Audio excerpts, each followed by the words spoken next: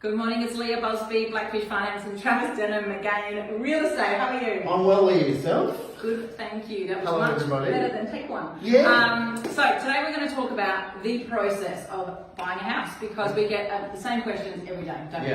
So we have talked about a lot of this stuff before, but basically we're going to talk about making an offer and what's happening in the background. Bit of a refresher for everybody. Exactly right. Yeah. So I'll talk about what a client's putting in making an offer from the finance perspective, and then Trav's going to talk about what happens when he's dealing with the vendor, the purchaser, the building inspector, and all that sort of stuff. So basically, what we generally find, a client goes looking at your houses, and you've got probably one of the most highest listing numbers in Adelaide at the moment. We're seeing your numbers being crazy. So a client finds something, they should have pre-approval with their broker already. So we've got a template we do send out to our clients.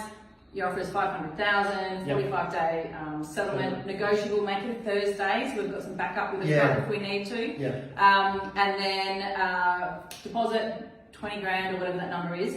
That deposit doesn't need to be what I've been talking to my client about with the bank. It's just to make your client happy. And I do see that a lot, especially with first home buyers, where they'll put, or where on the offer form where it says deposit, they'll put like 56 grand. And I just say to them, because we can't legally take more than 10% anyway. Like if they're buying a house for 450 and they've saved up 60, we would take about 20 as a deposit. And that's important. Well, that's one of the things that we spoke about a bit.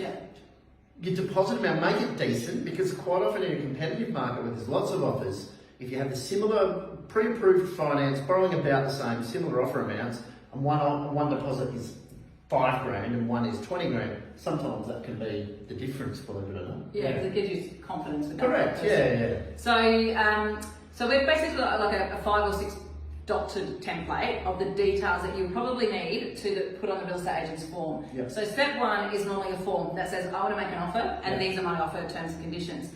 Once it's accepted, and we'll talk about that in 2 seconds, it would then go to contract, which is the actual legally binding contract. So the big thing for us is you need to decide on how much you're prepared to spend. Going hard, going strong. Long gone are the days of haggling to get under market price. It's not a buyer's market. You can't really do that. Hasn't happened for a long time. So we would then, a client would submit an offer. Now we've had a scenario this week I was just telling Travis about, the agent's going backwards and forwards with my client and mucking them around a little bit. So tell me what happens in the background. You get 3 offers for $500,000. How do you manage that generally with your vendor and the purchasers? So with the vendor, I just obviously update the vendor that it's great, we've got competition, 3 offers, all at 500. I then go back to each of the buyers and have an individual conversation, something around the lines of, I can't discuss what anybody else has offered, I can only discuss your offer. At the moment, you might not buy it. I need your best, and I need to know what your absolute best is, because then we're going to make a decision. So, and quite often, then, let's say we have a scenario where one stays at 500, one goes to 505, and one goes to 507. I would then, last step of the last piece, go back to the 2 underbidders and say, you're about to miss it, and there are no more chances. Is that absolutely it? And if any of them moved, I'd probably go back to the top one, so the same. But I'd never ever discuss another buyer's offer amount with that buyer and vice versa. Because we're not allowed to do Dutch auctions. I know agents do it. It's not a good look. Good. And that's exactly what we tell our clients. We do say don't miss out for 1,000 or 2,000, even though that's a lot of money. Don't miss out for it. Another question we had from our clients this week is what happens to the building inspection? So firstly, we've got a couple we recommend. None of us get kickbacks from building inspectors. We don't get kickbacks to each other.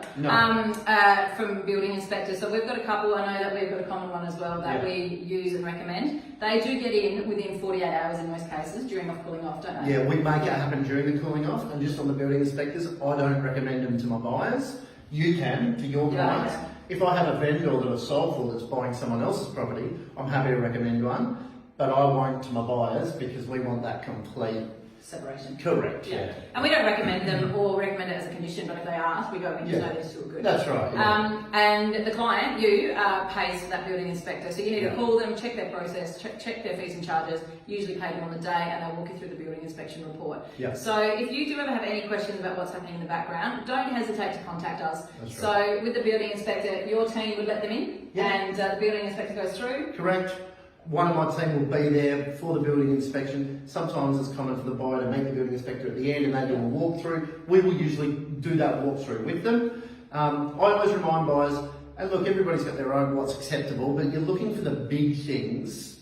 If you're buying a 20-year-old home or a 50-year-old home, Yeah, there are always going to be some maintenance issues or whatnot, Yeah. but at the end of the day, the building inspection is designed to make sure the buyer's comfortable because it's a lot of money they're spending, Yeah. and that's why we do it during the cooling off period. So if there's any renegotiating or anything like that, we do it in that period. That's right. And if there is renegotiating, you need to do it through the real estate agent and your conveyancer and get it in writing. So Correct. if something needs to be fixed or checked or upgraded or whatever it is, Yeah. an addendum to contract gets done and do it by your conveyancer. Yep. So you need to be working closely with your finance broker, your conveyancer, I'm pointing at our conveyancer's office, and your agent.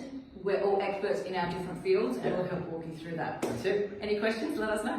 Have a great day. See you later. Thanks, Trav. Bye.